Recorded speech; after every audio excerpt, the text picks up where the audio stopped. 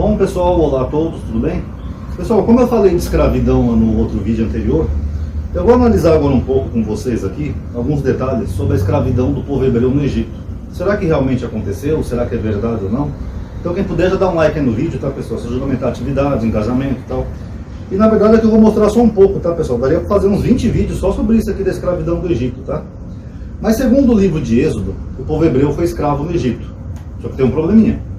Os egípcios nunca tiveram trabalho escravo. Vocês podem ver em qualquer egiptólogo, como aquele egiptólogo, o Zahi Hawass, ele tinha até um programa no History Channel, é um dos maiores egiptólogos do Egito.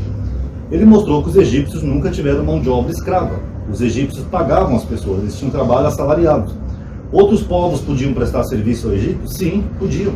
Inclusive ele subiu na grande pirâmide de Gizé, no episódio onde ele mostrou uma cárgula, que mostra que grupo de trabalhadores que construiu aquela pirâmide, tá? Então os egípcios nunca tiveram trabalho escravo.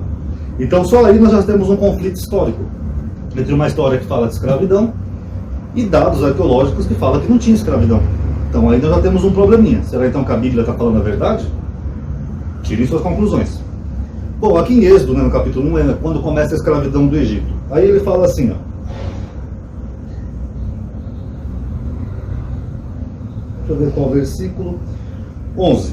Portanto impuseram a Israel inspetores de obras para tornar-lhes dura a vida com os trabalhos que lhes exigiam. Foi assim que ele construiu para Faraó as cidades armazéns de Pitom e de Ramsés. Também não tem nenhum registro histórico de que os hebreus tenham construído essas duas cidades egípcias, tá? As cidades armazéns, tá? Inclusive tem a hipótese Ixo, né, que é a mais provável, tá? Que os hebreus poderiam ser povos semitas que estavam ali prestando um serviço para o Faraó porque tinha fome na terra da Judeia, Canaã, aquela região. A Bíblia fala que eles desceram para o Egito porque estavam com fome. Então é possível que eles tenham ido para o Egito prestar algum tipo de serviço, tá? Mas quanto mais os oprimiam, tanto mais se multiplicavam e cresciam, o que fez temer os israelitas. Os egípcios obrigaram os israelitas ao trabalho e tornavam-lhe amarga a vida com duros trabalhos. A preparação da argila, a fabricação de tijolos, vários trabalhos no campo e toda espécie de trabalho aos quais os obrigavam. Bom, a palavra aqui, pessoal, que eles serviam, aqui a Bíblia de Jerusalém nem traduz essa palavra, porque ela tenta ser uma tradução mais honesta. Mas as Ferreiras de Almeida traduzem esse termo em hebraico aqui, eu vou escrever aqui agora que eu tinha combinado, que é o termo mas ou mis em hebraico. O mas ou mis é de uma origem incerta. Esse termo tem realmente no texto hebraico, tá? É o mas ou mis. E esse texto significa trabalho forçado. Trabalho forçado. Tá? Então dando a entender que os israelitas seriam realmente escravos no Egito. Só que tem um probleminha, pessoal. Vários probleminhas, tá? Eu vou começar citando, deixa eu ver por onde eu começo. Deuteronômio 20, 10, 13. Deixa eu só ver aqui se é esse mesmo versículo. Vamos ver alguns probleminhas aqui, tá? Lembrando que eu já falei que no Egito não tinha trabalho escravo. Então já é um probleminha aí para quem defende a historicidade dessa história da escravidão do Egito.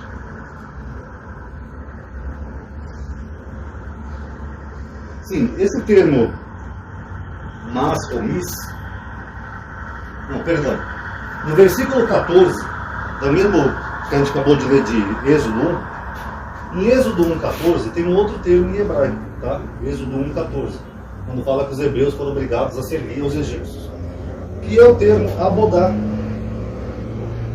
Vocês vão achar interessante, ó, abodá, em hebraico é assim, é o ain, aí o beit,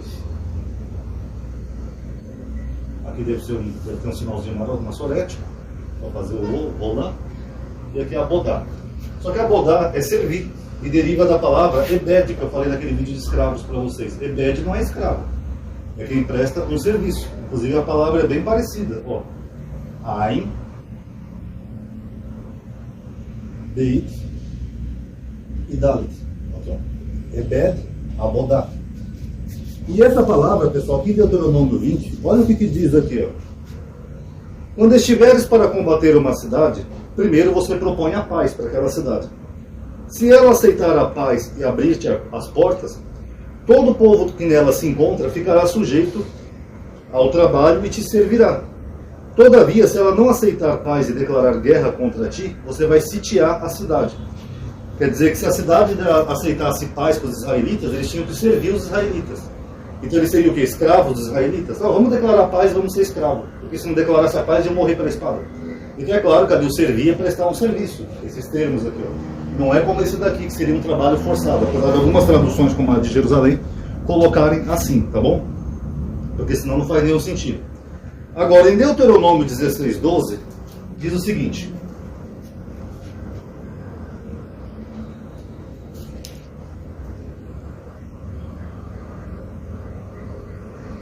recorda que foste escravo no Egito e cuida de pôr esses estatutos em prática.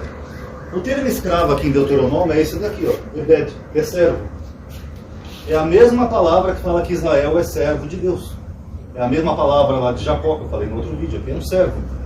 Eu pergunto, Jacó foi escravo de Labão? O povo de Israel é escravo de Deus? Não, é só um servo, é quem presta um serviço. É um servo. Então note que aqui em Êxodo, você tem a palavra que seria literalmente escravo. Mas quando você vai em Deuteronômio, aparece várias vezes essa palavra, sendo que Deuteronômio é considerada a parte mais antiga da Bíblia, a palavra era servo. Como que servo virou escravo? Lembrando que Êxodo é bem posterior a Deuteronômio, tá, pessoal? Vocês estão percebendo? Então aquilo que era um servo, um povo que apenas prestava um serviço no Egito, porque tinha seca e fome na sua terra, esse povo virou escravo. Vocês estão notando aí a malandragem? O que era uma palavra virou outra. O que nós concluímos na exegese, na crítica textual? Primeiro, não é o mesmo autor. Segundo, o Êxodo também não é composto por um autor só, porque se ele usa dois termos diferentes, você começa a ter um conflito, você começa a perceber que é uma história construída. Então, se o autor usa termos diferentes, não é o mesmo autor. Isso aqui é uma construção, tá bom? Agora, outras perguntas que eu vou fazer aqui para vocês. Primeiro, por que nenhum profeta falou de Moisés?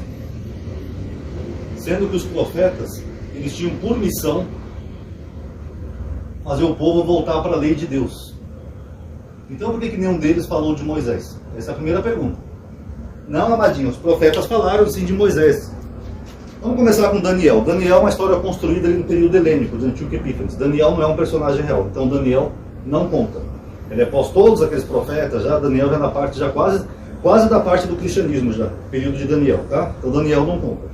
Jeremias falou em Jeremias 15:1, mas ele cita Moisés como um arquétipo. Ele fala, ainda que Moisés e Samuel estivessem diante de mim, eu não ouviria este povo. Ali ele está citando arquétipo. Então deve ter tido Moisés, deve, um homem justo, um líder do povo, alguém que provavelmente somou muito ao povo de Israel, mas isso não justifica a história dele em Êxodo, porque aqui Jeremias está citando só alguém como arquétipo, tá? É diferente. É o mesmo que eu citar, por exemplo, o Silvio Santos. Quer dizer que o Silvio Santos fez a pirâmide do Egito? Não, estou citando alguém que existe, o que não quer dizer que a história tem a ver uma história com a outra, tá? E Isaías cita Moisés no capítulo 63, versículo 11 e 12. Ah, amadinho, tá vendo? Isaías citou Moisés no capítulo 63, 11 e 12. Mas tem um probleminha aqui, pessoal. O livro de Isaías ele é dividido em três partes, entre três autores diferentes. Nós temos o proto-Isaías, que é o que vai do capítulo 1 ao 40. Eu já fiz uma análise crítica aqui desse capítulo. E nós temos depois um outro autor que só aparece quase 200 anos depois desse primeiro Isaías. A gente nota que o cenário muda, a linguagem muda, o período muda. O primeiro Isaías ele está falando lá da Babilônia, tal, não sei o que, da Nabucodonosor, Babilônia vai destruir Israel. De repente o livro de Isaías, depois do capítulo 40, ele dá um salto para quase 200 anos depois, já está no período persa. Ciro, meu pastor, é meu ungido, é que eu tiro pela mão. Como é que Isaías, do período lá de 200 anos atrás, ia saber o nome do rei da Pérsia, que seria Ciro? Então, aqui nós já temos o que aqui? Um Deutero Isaías, tá? É o segundo Isaías, que seria no capítulo 41, até o capítulo aproximadamente, eu não vou saber falar de cabeça, pessoal, mas eu acho que é 50 e pouco, tá? Eu vou colocar 50 aqui. E depois nós temos o trito Isaías, que aparece também com intervalo de tempo posterior. Alguns acham até que esse intervalo de tempo já remonta lá ao período quase da helênico, talvez um pouco antes de começar o período helênico, tá? Mas vocês podem pesquisar aí no Google para não transmitirem uma informação errada. Mas aí bem depois nós temos o trito Isaías. É esse terceiro autor que escreve esses últimos capítulos, principalmente a partir do capítulo 60 em diante. Alguns exegetas ainda acham que tem um quarto Isaías, né, um quarto autor desses capítulos 60 em diante. Até porque seria humanamente impossível Isaías escrever tantos livros assim, né, pessoal? Em tantos períodos diferentes. Então, esse último Isaías que escreve, que cita ali Moisés, esse Isaías aqui, pessoal, ele é um Isaías já no período mais recente. No período em que a Torá já passa por aquela revisão dos escribas, de após Esdra, né, que é o abiscriba, que ele vai compilando os textos. Esdra vai escrevendo coisas da sua cabeça, então provavelmente ali já havia a construção da história do Êxodo. Então por isso que esse trito Isaías já cita, até para dar uma validada na história. Agora, antes dele, antes desse período pós-Esdra, ninguém citou Moisés, tá? A verdade é essa. E, deixa eu ver se é esse versículo aqui. Eu vou fazer mais uma última perguntinha, para a gente começar a analisar essa questão se os hebreus foram escravos no Egito, ou se é só uma construção, tá? Pelo que a gente está vendo aqui, está bem estranha essa história.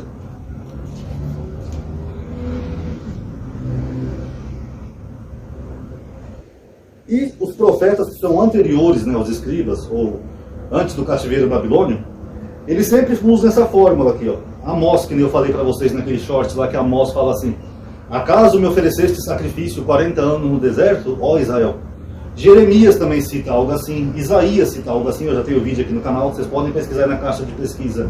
Jeremias desmascara Moisés, Isaías desmascara Moisés, porque eles dão a entender que não tinha nenhum Moisés e nenhum êxodo na história, tá? Agora, Ezequiel 20:10 é uma outra fórmula como os profetas, que fala assim, ó: e os tirei da terra do Egito e os trouxe para o deserto. Então vocês notem que os profetas como Amós, Oséias, etc., eles sempre falam que Deus tirou Israel do Egito, eles não mencionam Moisés. Só Oséias que menciona que Deus utilizou um profeta, e Oséias chega a mencionar Moisés, Arão e Míriam, que também seria um tema para um outro vídeo, tá? Mas eu não vou me alongar nesse aqui não.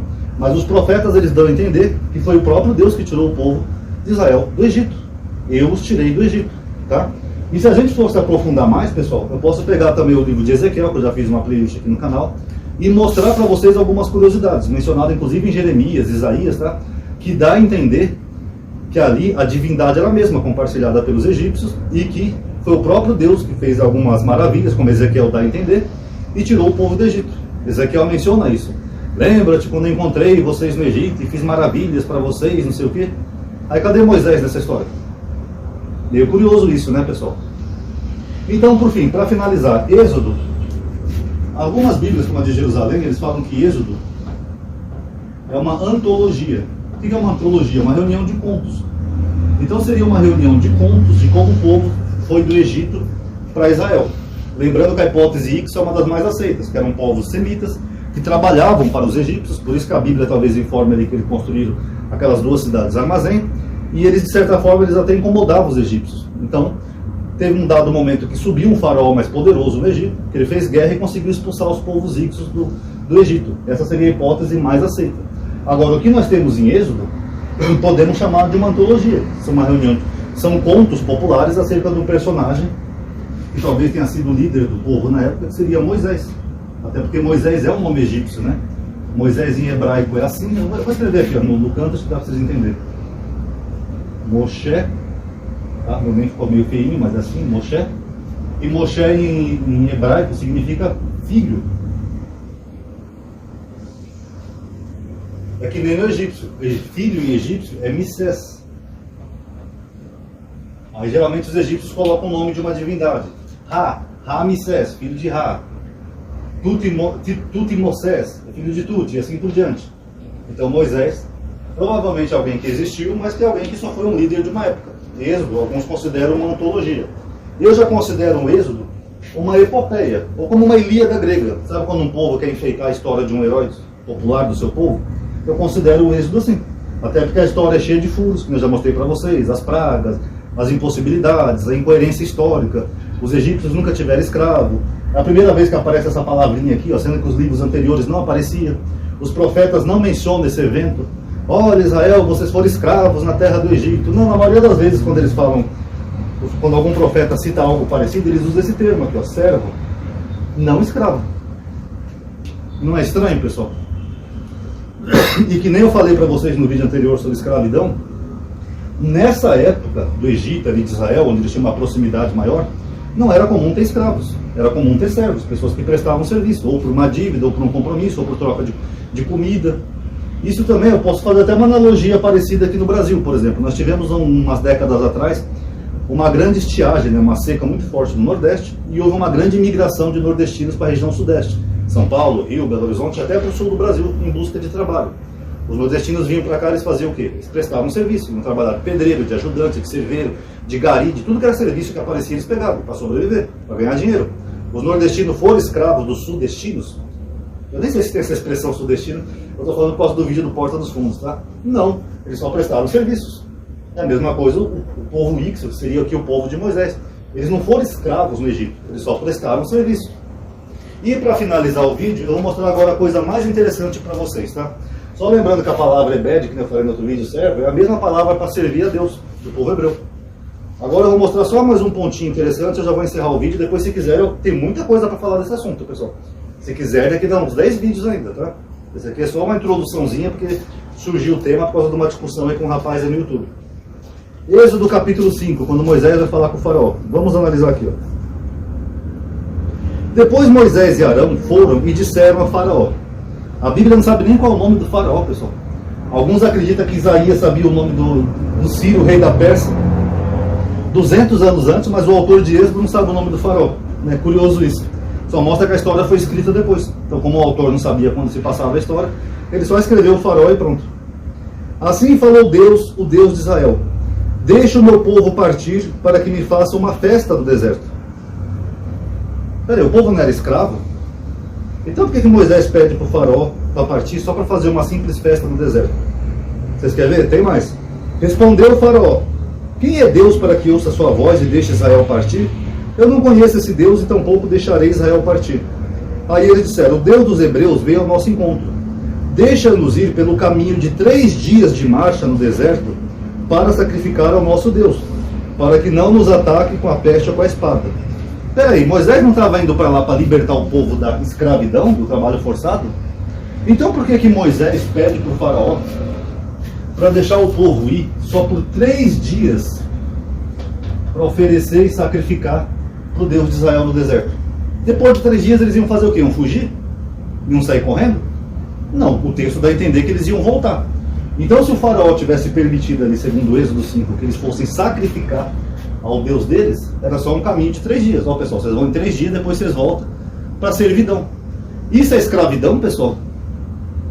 Tem algum paralelo nas outras histórias de escravidão, que eu falei que já teve no mundo todo? Aqui mesmo na escravidão do Brasil, teve algo parecido?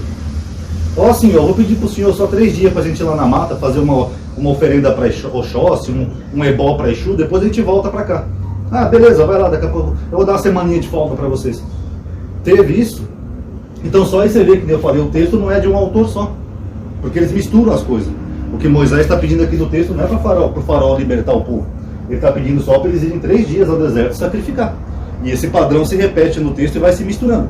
A maior prova de que esse texto é de mais de um autor é que tem horas que é Deus que endurece o coração do faraó e tem horas que é o próprio faraó que endurece o coração. Só aí você vê que não é um autor só, é 2 autores de 2 tradições diferentes, como eu sempre ensinei aqui para vocês no canal, Reino do Norte, Reino do Sul, que estão escrevendo essa história. E essas 2 tradições já tinham perspectivas diferentes da história.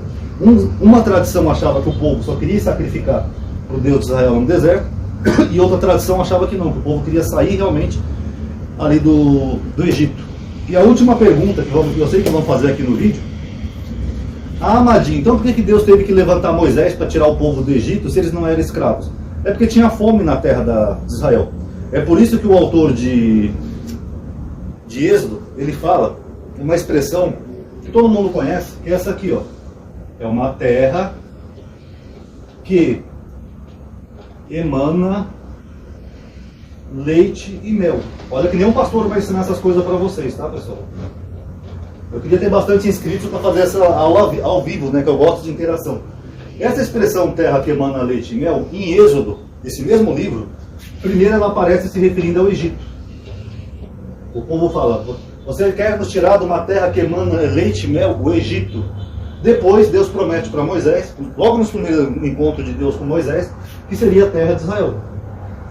Então por que essa promessa aqui se referindo à terra que emana leite e mel? Essa expressão, eu já fiz um vídeo para membros, é uma expressão que significa fartura, abundância.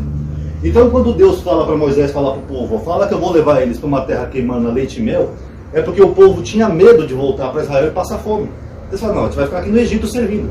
Por mais que eles nos oprimam, dê trabalho para caramba para a gente, pague mal, mas aqui pelo menos tem comida. Então o que Moisés fala? Ele fala, não, Deus vai levar vocês para uma terra que emana leite e mel.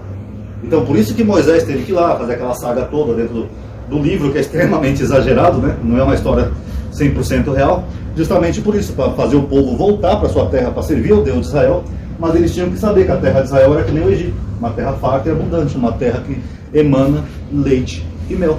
Então vocês notaram? Então eles não eram escravos no Egito, eles estavam prestando serviço no Egito, porque eles desceram para o Egito por causa da fome, eles não tinham que comer lá em Israel, então eles tinham medo de voltar para Israel, chegar lá e não ter o que comer. É uma terra árida, deserta, vamos fazer o que lá? O Egito pelo menos tinha um puta rio, né, que é o rio Nilo, né, é o segundo maior do mundo em volume de água e é o maior do mundo em extensão, o rio Nilo.